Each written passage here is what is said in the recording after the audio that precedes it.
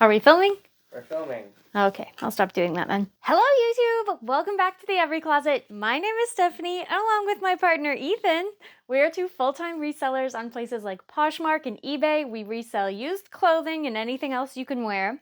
So in today's video, we're doing a continuation of our series for beginners, although I think this one in particular could be for intermediate sellers as well. We're doing how to photo and everything step by step, every single thing about how we photo our inventory. The first thing I'm gonna do though, you're gonna hear me talk about multiple supplies throughout this video, but the first thing I'm gonna do actually is lint roll myself because we have very sheddy cats. Honestly, it's a little counterproductive to lint roll the clothes if then I pick it up and get some more cat hair on it. Let's go over some of the fundamentals of taking photos.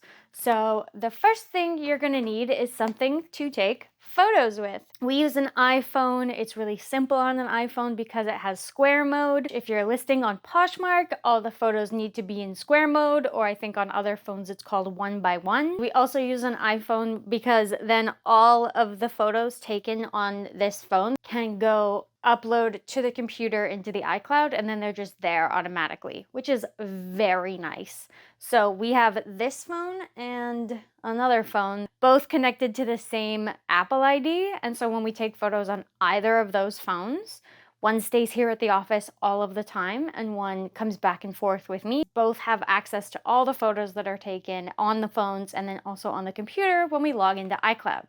So that's why we find it really nice to take photos with that. You do not need like some DSLR camera, nor would I even recommend it, because if you're doing something that fancy, like the lighting's gonna be more advanced, you can definitely control it more with something like that. But like say then you decided to shoot in RAW, it would just be messy and honestly overkill because you don't need it. What you do need though, and this is photography 101, you do need good lighting. There are multiple sources of good lighting. The primary one, and the best one in my opinion, is very well lit natural sunlight. Now, we don't use this for various reasons. We're in the Vancouver area and it is clouded over most days. And also our apartment and now this windowless office, none of those had good spots with good lighting. Like there was nowhere next to a window that I could even just like stick a hook on the wall and take well-lit photos. And also I like doing it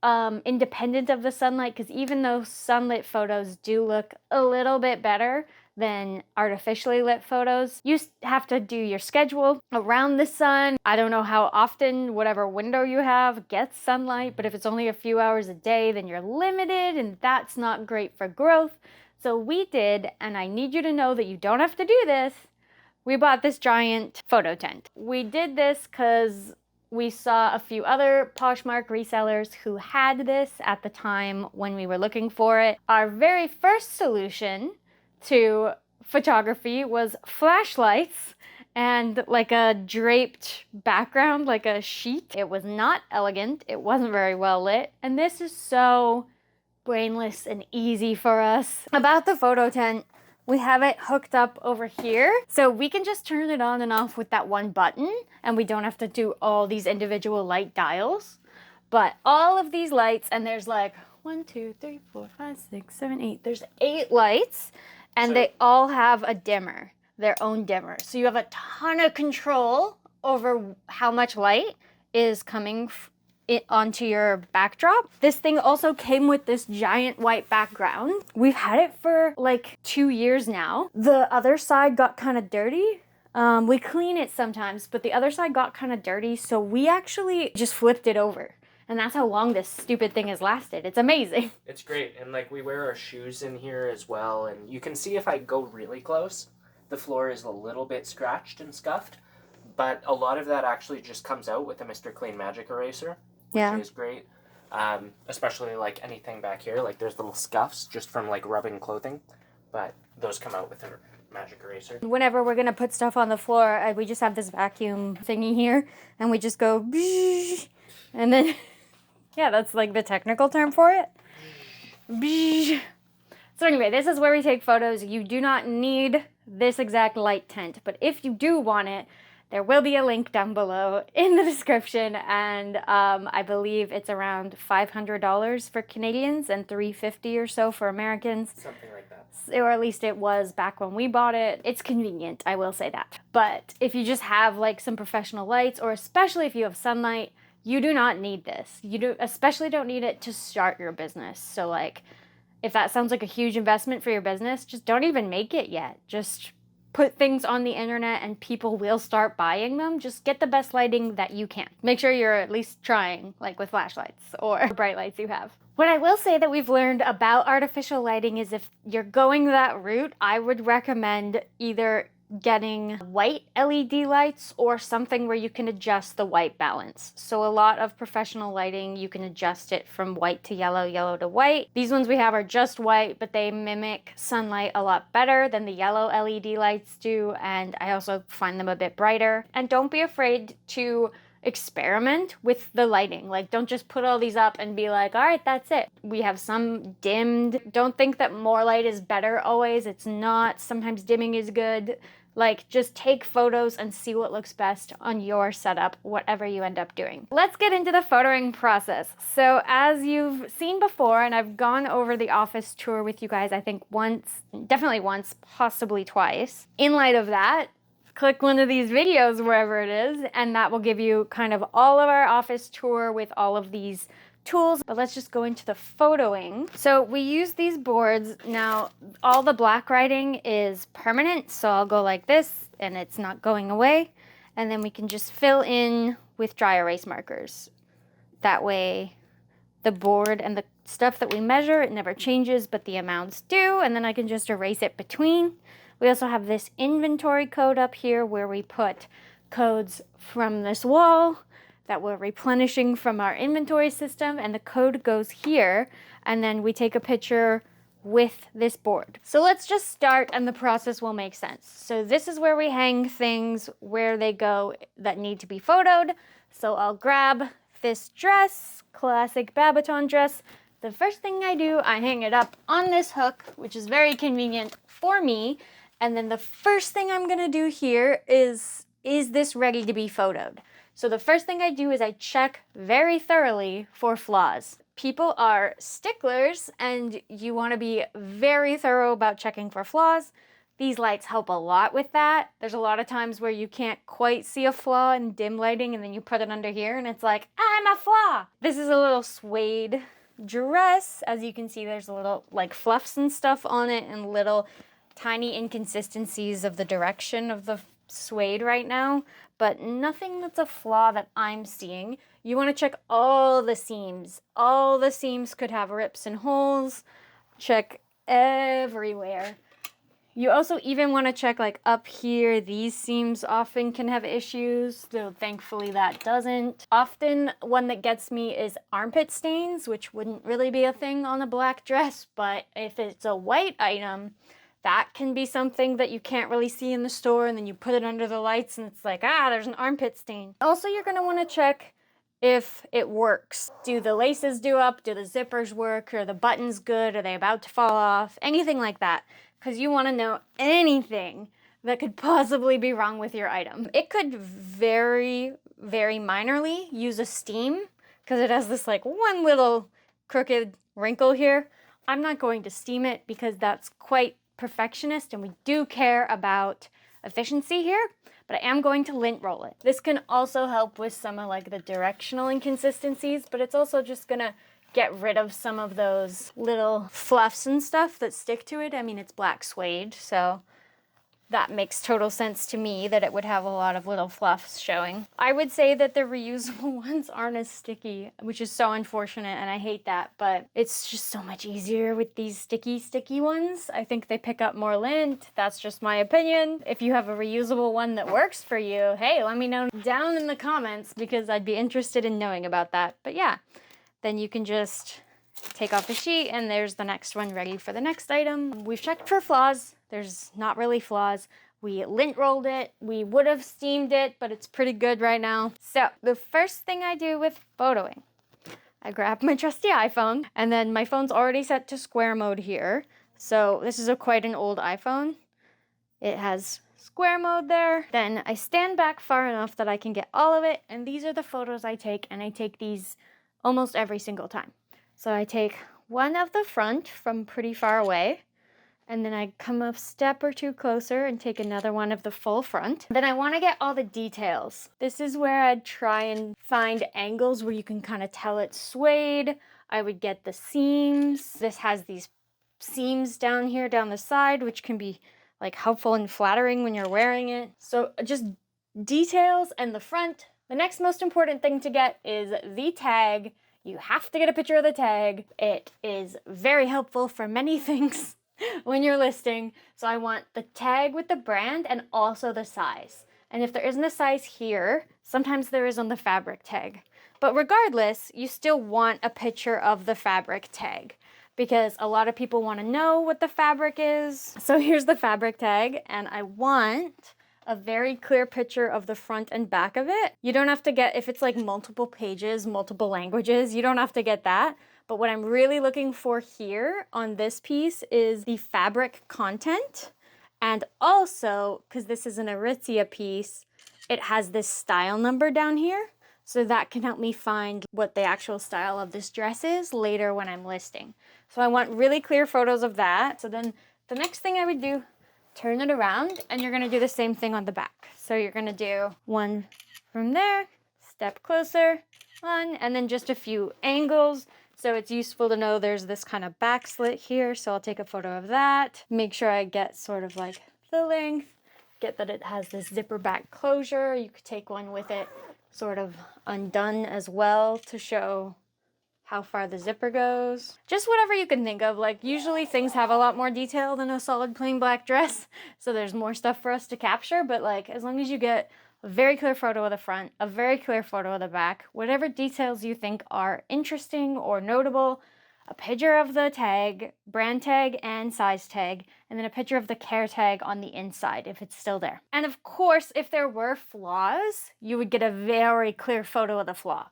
So like, let's for argument's sake say this tiny, tiny, tiny, tiny white-ish dot, that's a flaw.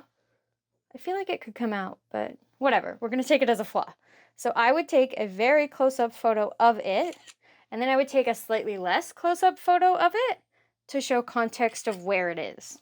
So like this is the flaw close-up, and then I'd come back a bit to be like, and here it is on this corner of the dress on the front. That's all the photos I need to take that I'm going to use to list it. Now I need the measurements and the information about where to find this item, meaning the SKU number. We grab one of the inventory numbers that we need to replace in our system. So 106 sold, and then we wrote it down, and then we put it up here, and now we're gonna make a new 106. We'll do the measurements. So here we have our trusty clothing measuring device. I like these tape ones because they're flexible. Then I'm gonna take the measurements that I take for dresses. So the first and one of the most important is chest or armpit to armpit. Everyone's gonna want you to have that for most of your tops. So the armpit to armpit, from the seam of the armpit here to the seam on this side.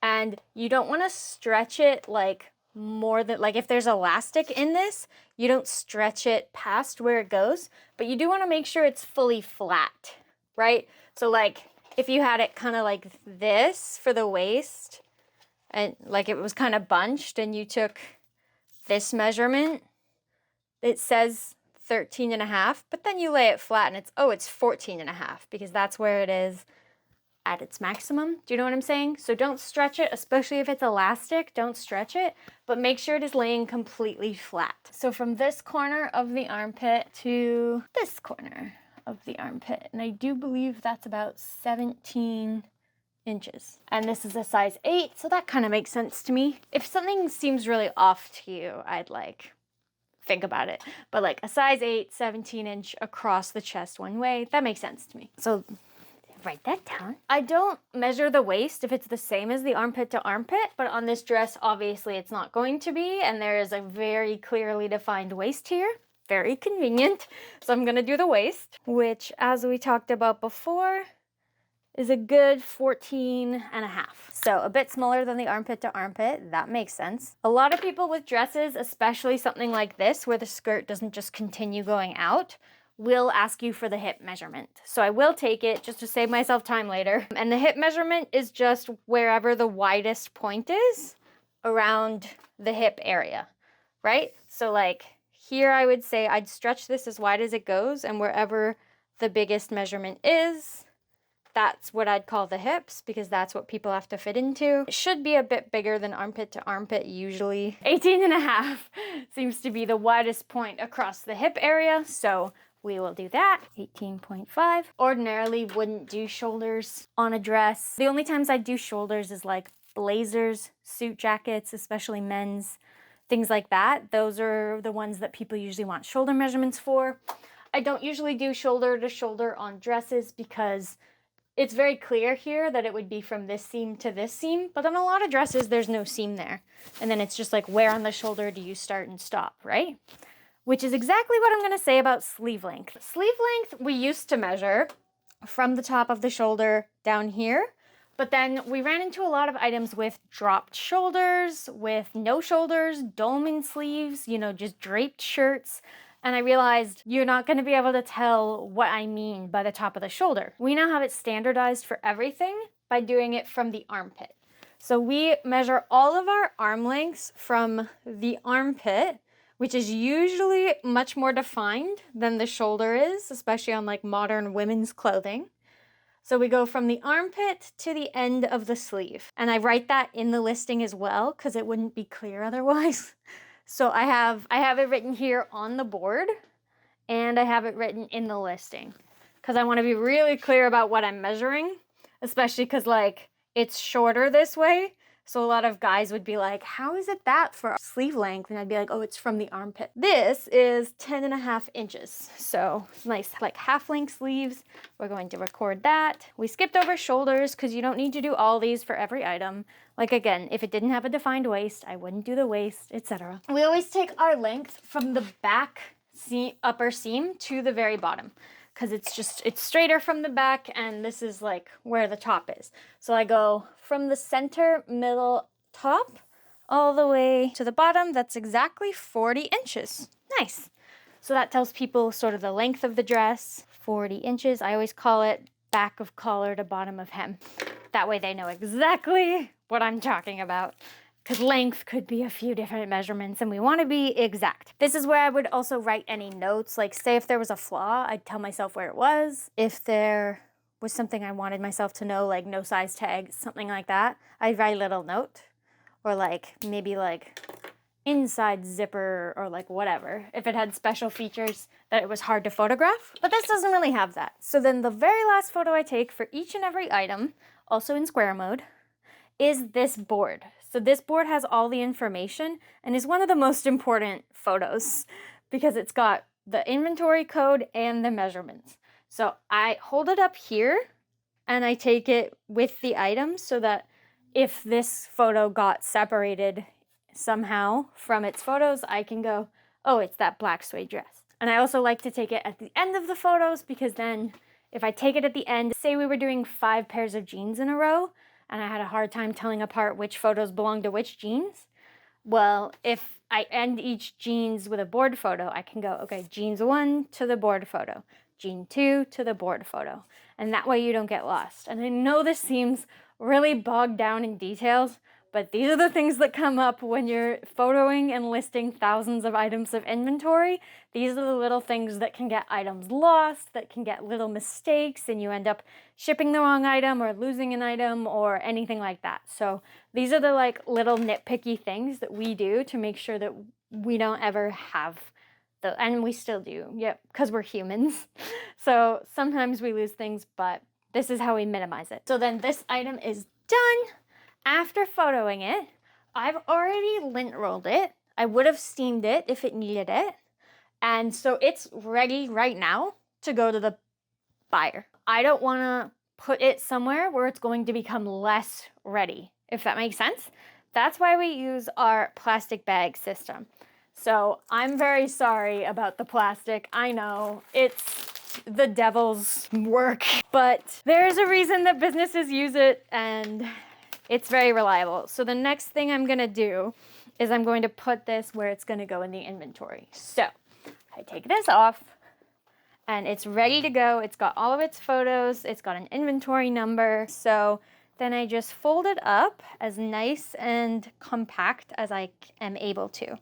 So I usually use this table surface to help me a little. I just try and do it in a way that will cause it to have the least amount of wrinkles on the other side, because this could sit in this bag for months, right? So I fold it up about as small as it will go. This was a bit bigger than I thought, so that's why we have multiple sizes of these bags, right? I was trying to use the medium size. I always try and use the smallest size I can, but to have this folded and sitting flat and like taking up the least amount of space, I think it needs this extra like width of this bigger bag. So then these bags can be sealed. They're self-sealing. They all come with this little tear off thing, and then you get to seal it with sticky tape. Now nothing else can hurt it between now and when I get it to the buyer. So the last few things this needs is its inventory number, which we get off of here, inventory number here, and then a little thank you sticker. These are the ones we've been using lately, although we're almost out. And I put it over the seam here to make it like, no one has opened this.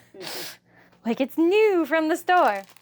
And then lastly, this goes in what we call a BX replacement bin. And that just means we're gonna take this bin to the storage unit and we're gonna unload these into the bins they belong. So like we'll go find wherever 106 goes in its bin and put it away. We'll go find 264 and put it away in its bin. And that's how all of that works for the inventory. When we sell 106, we'll see, okay, that's inventory number 106. And we'll go to that bin between like 100 and 120, I think. And it'll be in there. And we'll go, here's the black suede dress 106, perfect. And then that's when this number would get recycled again. And then it goes back on the wall. Yes. Now I erase what was on the board and we go to the next item. And the next item just so happened to be a pair of pants. Good, now we can go over pants. So this is a pair of denim Forum skinny jeans, and I'm looking it over. Right away I see that there's this little tiny darkened spot here. Obviously that's pretty nitpicky, but that's what we try to be. That is the level we try to achieve for people. So another thing you always want to look at is if there's like stretching here. It's hard to describe because there isn't, but if there was, it would be like little lines coming out from the crotch area. You also definitely want to check the crotch for pilling, holes, anything like that. Again, you want to check, does the zipper work? Yes. Do the pockets have holes? No.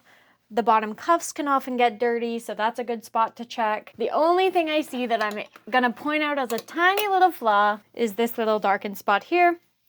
I don't actually personally consider that a flaw, but just in case my buyer does, I'm including it. Okay, so zip this zipper back up. We have a tops, dresses, jackets for all the measurements we usually use with those.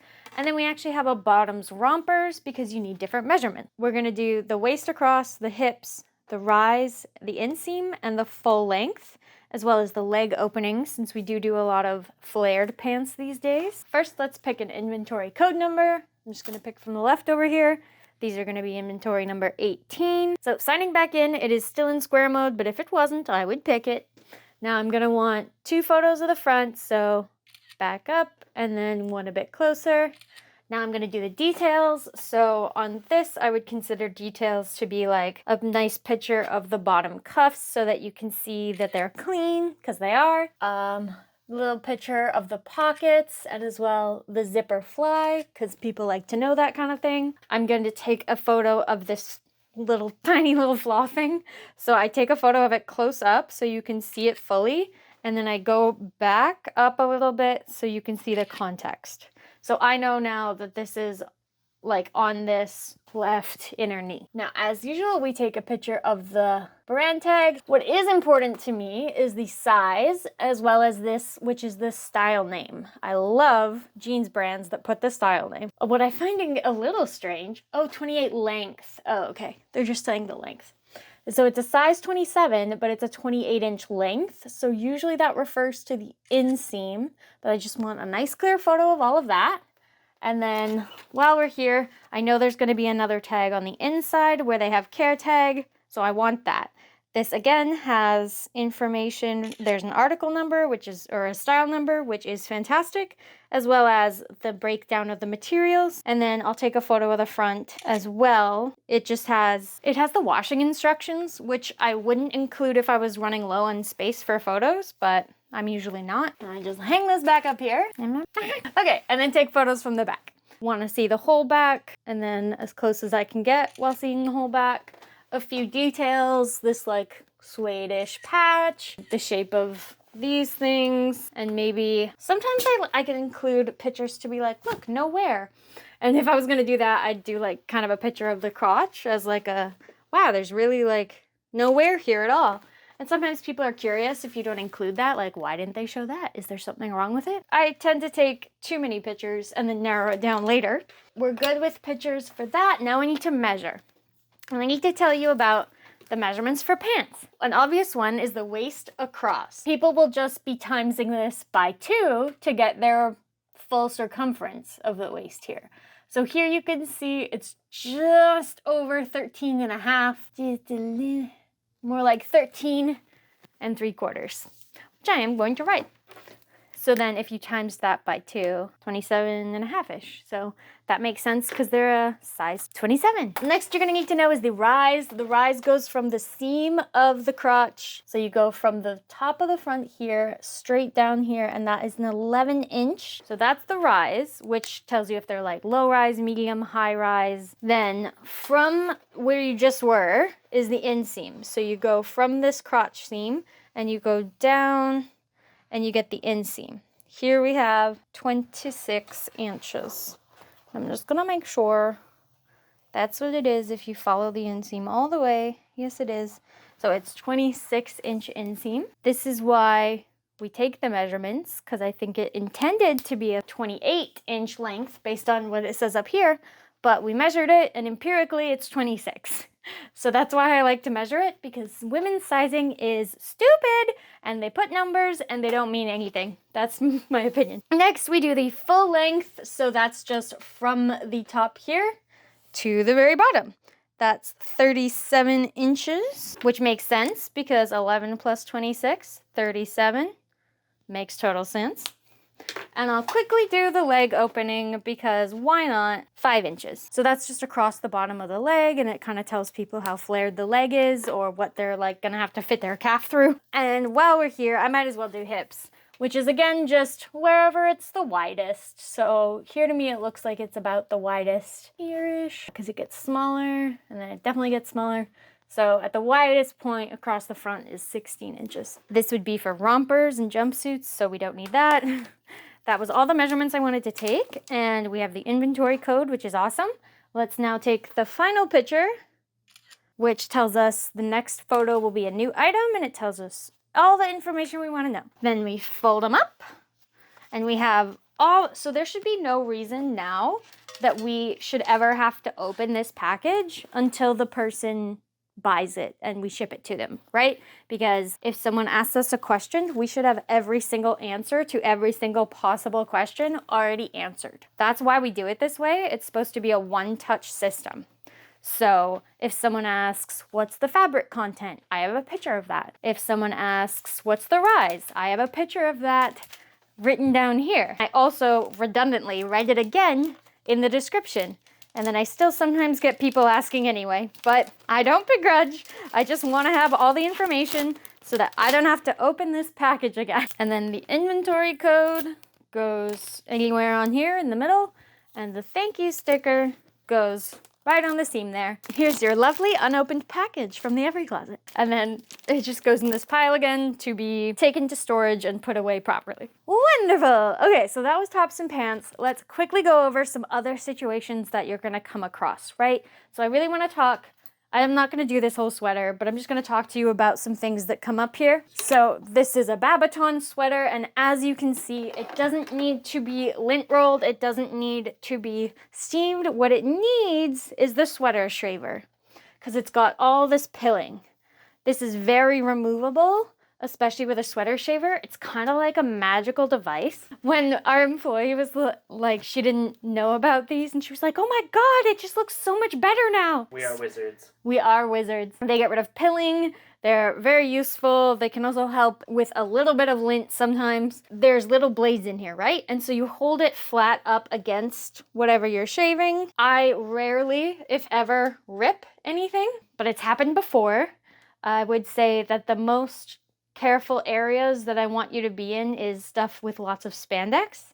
So like in the middle of the Lululemon legging crotch, that can be, especially if it has pilled, that means it's going to be thinner there because what's pilled? It's the fabric, right? It's going to be a bit thinner there. You want to be gentle there, and you want to be gentle in general. Don't just like, at stuff. Most of the time, this is really good at not ripping things, but just be careful. And the first time you rip something, you'll learn like, okay, that's the line. That's the line. We all go through it. It's a rite of passage. But I just want to show you what this does. Yeah, let's do it before and after, and don't bother talking. I'm just, because that thing makes a ton of noise, so okay. I will just mute. So let's see this before of this sleeve is pretty bad, right?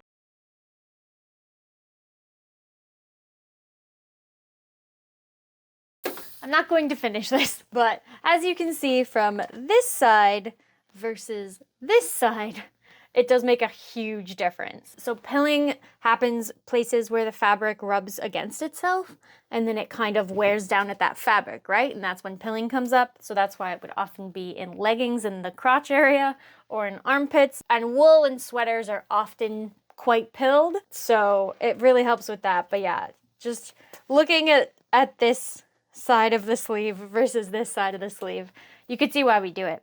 So that's why I wanted to show you this sweater, is because it had some pilling, but also I think this is a really good example of why we do sleeve length from the armpit. Because see here, this has drop shoulders. So where would you start the sleeve? Would you start it here? Would you start it here? Where would you start it? And I just love doing it from the armpit, because then people, if they take that measurement on their clothes once, they can see, okay, this sleeve's too long for me, this one's bad. They just need to take one new measurement that they haven't taken before, and then they know from all of our listings what length of a sleeve they're gonna get from the armpit, and it's just so much more uniform. And yes, it's a lovely sweater that shall be for sale. Another thing I want to tell you about, because this is something we teach everyone we teach to photo about, is Lululemon size dots. So Lululemon size dots are in different places for different items. This is an older pair of leggings, so it's in this hip seam pocket, and it has, see the size dot there? This is an older size dot. These numbers cannot be looked up to identify it, but post 2017, you'll see more numbers, and you can then use those numbers to look up exactly what legging this is, which is pretty fantastic if you ask me. Often on shirts, they'll be in the bottom hem here. Certain Lululemon items won't have them, but if you're looking at a pair of leggings, 99% of the time they will. All Swiftly Tech things should have a size around the seam. All sports bras should have a size, and what else? Jackets with anything with a zippered pocket should have a size dot. When I'm sourcing at the store, if I see something and it doesn't have a size dot, I don't even pick it up, because I know it's going to be a headache to list, if not possibly fake. Let's go over shoes. Look at these beautiful Gucci shoes. Ooh. So we have these things that I actually don't think are super necessary for the... No, not for that, but for I this, wanted to show them, because yes, they're very handy for like runners or anything where like the tongue falls in or whatever. Yeah, these are very, very handy. They're like shoe support things.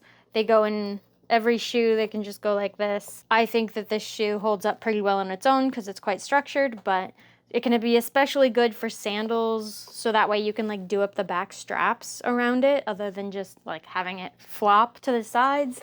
That way people get an idea of what it looks like. So these are really useful to have. I'll have links in the description. I do think that this is a good enough spot to photo shoes, and we still do it sometimes, but because of how many shoes we usually take photos of in a row, we actually have this raised platform. So we have a little blue box to just get it a bit higher for ergonomics, honestly, so we don't like hurt our backs. And then we have this little Lazy Susan, which I find very convenient for just, oh, a photo of the side, a photo of the front, a photo of the other side, a photo of the back. It's just very convenient. And then also, I want to have lots of contrast with the background, because if I don't have contrast with the background, then Photo Room, the app we use to get rid of the backgrounds, has a hard time removing the background. So say we had a pair of blue shoes on here. It might have a hard time differentiating it from this. So I like having the color options of like, all right, if I'm doing a cover photo and I need something with contrast, I have this blue, I have this white, and I have this like brownie color. So that way, no matter what shoes we're taking photos of, I have something where the background can be very easily removed. These are blacks, so any of these colors would work very well. So for shoes, we don't take a lot of measurements, but we do take some, especially the heel. People always want to know the heel height. Shoes don't have an inventory number. They go in their own bins. They're organized by category. I think we've shown you guys that before at the storage unit. We're just going to take some photos of these shoes.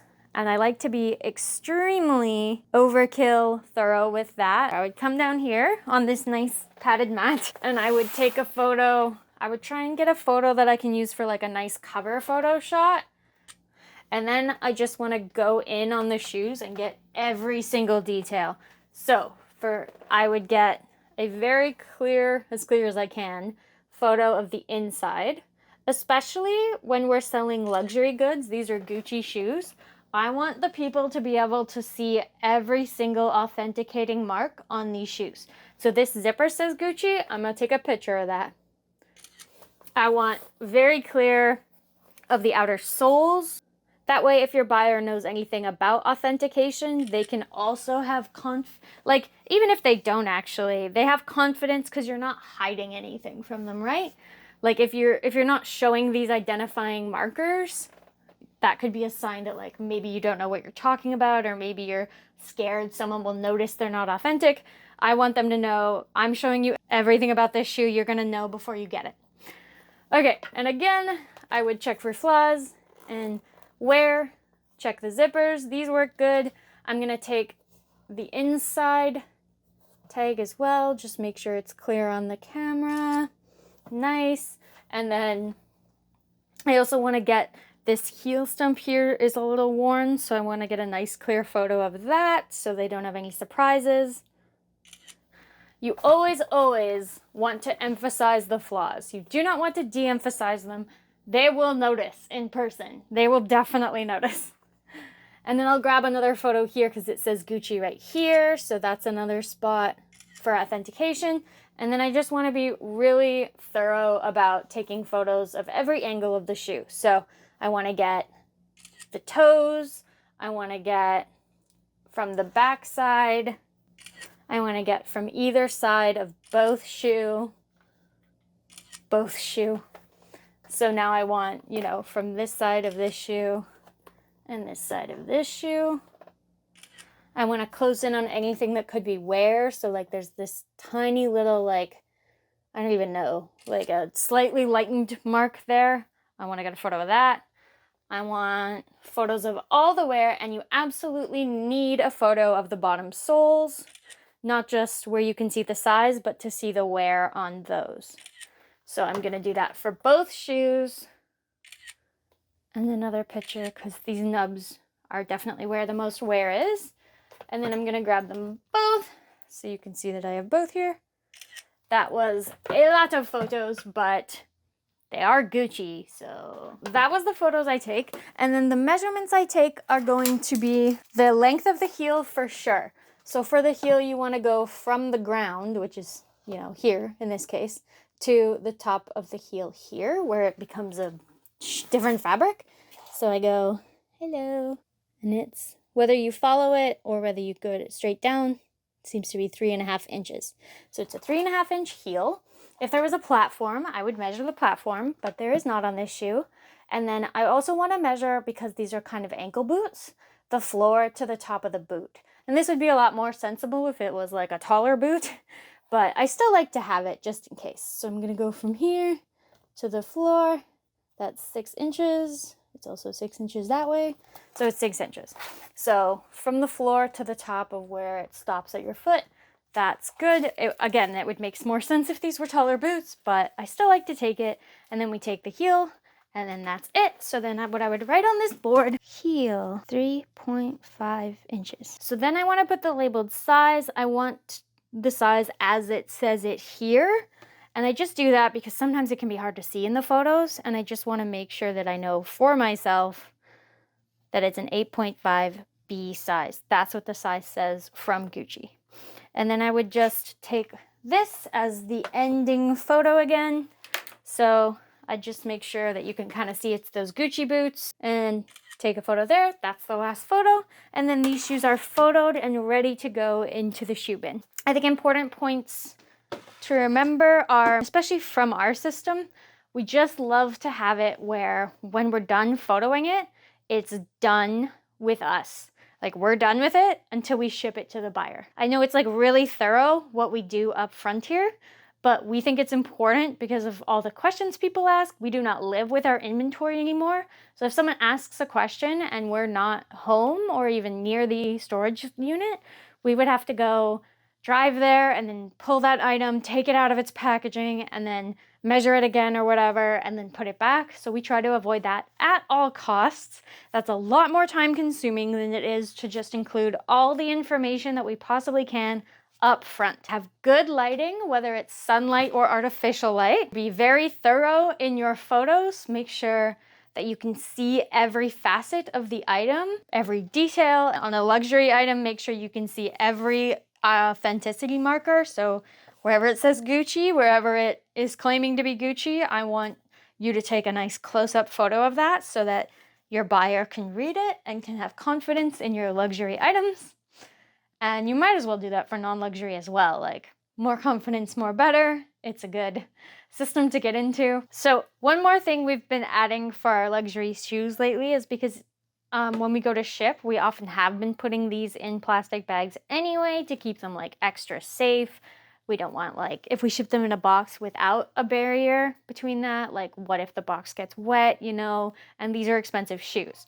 So what we've been doing for a lot of our shoes as well is putting them in the bags. They don't get a number, but they're just gonna go like these would go in like ankle boots or in our luxury shoe bin, one of those. So if I'm looking for these and I sold them, I'd be like, all right, first I'm gonna check the luxury shoe bin.